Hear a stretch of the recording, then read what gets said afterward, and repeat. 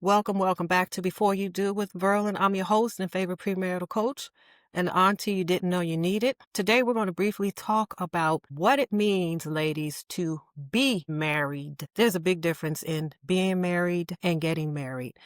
And I believe that that is the issue that we are having today. When we are young, we see weddings and we cry and we're really touched and we just have all kind of dreams and hopes and imaginations of what it means to walk down the aisle on that wedding day. However, how many of us have ever sat down and found out what being married entails? The effort that goes into being a wife, the effort that goes into not just one day, but beyond that day to building a life together with another human being that you have never been with. All right. And I'm saying all this because this week I celebrated 19 years of being married to my husband. We've been together over 20 years, but we've been married for 19. And let me tell you, from the outside looking in, anniversary pictures and all of that, everything looks wonderful and sweet and lots of likes and congratulations. However, there has been 19 years of effort, 19 years of forgiveness, 19 years of endurance and finding peace, 19 years of having problems and solving them, 19 years of real intention. And those are the things that we don't talk about. 19 years of patience, 19 years of taking two people and putting them on one page, of having visions, right? And making sure it doesn't cause division, but bringing those visions together to walk beside each other and accomplish goals. Women, for the most part, we come into marriage with emotions. We've seen weddings throughout our life. We've heard of and they live happily ever after. And so we come to the table with emotions and we want to be loved and we want these white picket fences and we want to be the princess and all that. Men don't come with, boy, all my life as a little boy, all I ever wanted to do, at least for the most part, is get married. I went to weddings and I cried. They come to marriage with logic, with intention, in wanting to build, right? Ladies, one of the things, and this may sound callous, but I'm going to say it anyway. Part of marriage is about solving problems. And if you can't solve problems, you soon may become a problem, all right? Marriage is a lot like a business contract. It's not just all emotional. And I'll tell you what, you'll learn this, and I've said this before, because if you ever get divorced, you'll find out when you go to that lawyer, you're not dividing up love. You're not dividing up your emotions. You're dividing up assets. You're dividing up anything that you've accumulated, right, over the course of time. And so marriage is somewhat of a business transaction. And so what I'm saying is this: go into marriage prepared to help build. Go into marriage being prepared to have emotions in check. Going to marriage with the idea of we are coming together to solve each other's problems. Where one may lack something, you're bringing the balance to that. So if you have one person that spends money a lot, well, the other person may be more of a spendthrift. When you come together, you bring the balance, all right? And so as we approach wanting to get engaged, wanting to be married, it is to our advantage, ladies, that we get beyond just being emotional, that we get beyond just thinking about living happily ever after.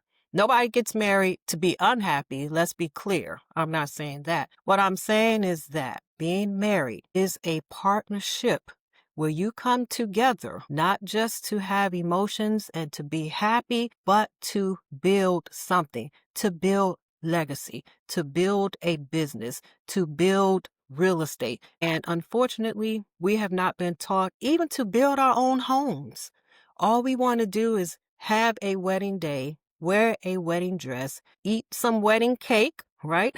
Have the wedding dance. Beyond that, what do we think our responsibility or our duties are as wives? There are many, and I could not possibly sit here and name them all in one podcast. But I'll tell you one of the things that is our duty, and that is to respect our husbands, to build our men up. We are in a society, and this is no secret, where our men are constantly in battle. They either have a target on their chest or an X on their back, right? And so when you have a man that's going out and doing whatever he's doing, that means you need to be in a position to do what you need to do to build him up, to support him, to not give him a hard way to go when he does come home or when you come together wherever home is. What is your job?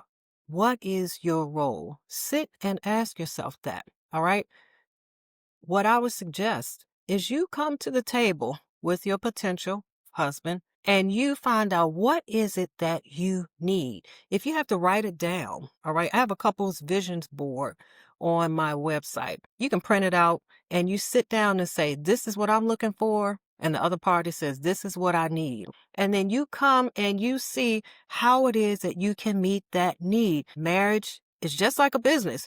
You are there to meet a need. And the thing is, we don't know what men need. We just think they need what we need. We want to be loved. We want affection. We want gifts, right? For the most part, men are not necessarily thinking that same thing. They're not thinking, give me gifts, give me love. They're not thinking that. They're thinking whatever they're thinking, whether it's their business they're trying to build, whatever legacy that they're trying to build, whatever it is that they're trying to accomplish. And as wives, we come alongside and we help to support and build whatever that legacy is, whatever that business is, whatever that vision or that goal is. That's what it's about. It's not about, I want to be a wife, meet all my needs, gimme, gimme, gimme. It's all about me. Happy wife, happy life. Wrong answer. Happy spouse, happy house. Two spouses are in the house, and those two people are supposed to be equally happy. And that's one of the first things we have to get out of that mindset. Happy wife, happy life. That is not a win-win situation. It's very selfish when you think about it, but I don't want to digress. So anyway, you sit down and you find out what he needs, all right? Where you can lift him up. After a while, when you get to know your husband, you won't have to always ask, what do you need? You can anticipate what that need is. You can see cues, right? You know how you learn social cues? Well, you're talking too much. Don't chew gum in public, those type of things. After a while, you ought to be able to look at your husband and understand what he needs. If he needs quiet, quiet. If he needs space, space. If he needs something to eat, give him something to eat. Again, it's about meeting a need and solving problems. And we need to get in that headspace. It's not just an emotional transaction. Gimme, gimme, gimme. It's all about me, the woman. I want what I want, when I want it, how I want it. We have to get out of that mindset. You have to go into marriage with some logic saying, okay, I want this kind of man and that kind of man. Well, think about the kind of woman that you need to be to measure up to that kind of man. Because usually that kind of man is about something, it's about building something. And that's the biggest thing we don't talk about. What are we going to build together? What goals are we going to meet together? How does that look? How do we walk this out? Something to think about before you get married, before you become a wife. Again, the focus is not the wedding day. The focus is not the dress and the cake and the limo. The focus is, what are we building beyond this day? What need am I equipped to meet? And if you can look at yourself and honestly say that you are a woman that's equipped to have a husband, to meet the needs of a husband and a household and hold him and it down, then you really need to reevaluate. Am I really at this point ready to get married? Do I have my emotions in check? Am I able to hear things that don't tickle my fancy? Does truth appeal to me? Or do I prefer lies that make me feel good? Am I able to hear constructive criticism? Can I sit down with a plan and execute? All of these are questions you must ask yourself. Am I in control of my mouth? Let me say that again. Am I in control of my mouth? Am I a woman that builds a man with my mouth? Or do I cut him down? Do I tear a man down? Is my mouth a trigger? Or does it bring calm? If a man is in chaos at his job, he should not come home to chaos with his wife. If a man is stressed at his job, he should not come home and be stressed with his wife. If a man has to spend the day fighting at work, fighting the boss, fighting coworkers, fighting people underneath of him, he doesn't want to come home and have to fight you too. These are conversations that need to be had. These are things that you need to be thinking. Am I truly equipped, not for a wedding day, but am I equipped to be a wife? Am I equipped for a good man? Meaning, am I a good woman? Or do I still want to be in those streets with my friends and hang out with them? If you're still wanting to hang out with your girlfriends, and I'm not saying cut them all off, you all know what I mean. When I say hang out with my girlfriends, be out all night, be out all the time, right? Entertaining, then you need to rethink. I'm not ready yet. Unless you are ready to give up those things that make you not a wife, then don't give them up. Stay single. When you're ready to be mature and to be a wife, to dress like a wife, to conduct yourself as a wife, to have the wife mind. What does that mean? The wife mind is one who's in control of herself in and outside of the home. A wife is one who can be trusted, whether it's with the money, whether it's with the business, whether it's with the household, whether it's with the man's emotions and what he needs.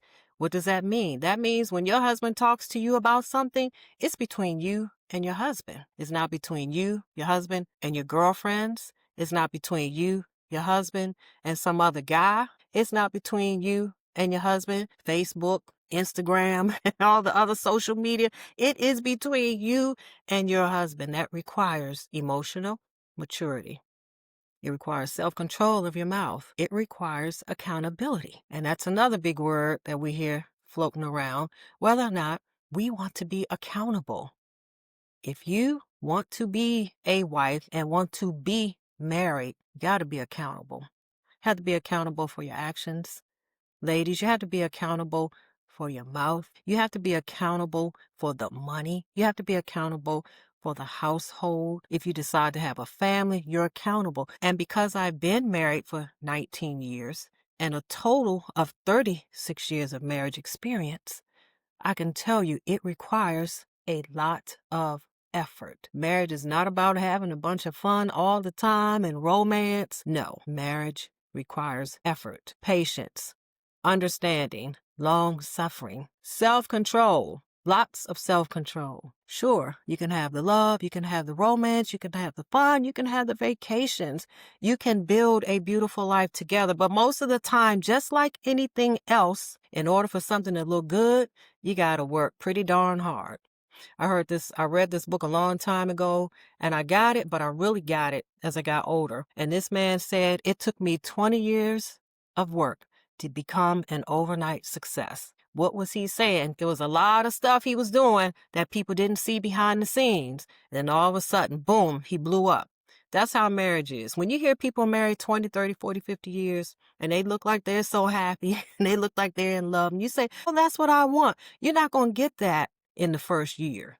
You're not going to get that in the first 5 years. It took them a matter of decades to build to that point. It was a lot that they had to go through before they got to the bliss of it all. All right? I hope you're understanding what I'm saying. I am not about discouraging anyone from being married. Ladies, I'm just trying to tell you that we have to get out of this fairy tale state of mind that says marriage is about me, all the love I can get, and everything in between, so I can live happily ever after, and let's get to this altar and do this. No, you need to read some books. You need to watch this podcast. You need to talk to your aunties and them and grandmama and them. You need to find out what it is you're getting into before you go in, mess up your life and mess up somebody else's life. And that's the reality of it. Again, you either solve a problem or you become one. And that is the absolute truth. We are at a time right now where things are so critical, where you need to go into marriage with a very level head. You need to go into marriage with a little more than emotionalism, with some logic, with some real intention, okay? Thank you for watching. Feel free to visit my website, verlyntarlton.com. Download your freebies. I have a couples vision board template. You can print it out, come together, decide this is what I'm looking for. Have these conversations. And again, go into marriage with real intention. Thank you for joining this conversation. I appreciate each and every one of you. My goal is to help support 1 million women to be and stay happily married, one conversation at a time. Until the next time, may you experience extraordinary love. Bye for now. And remember to hit that subscribe button.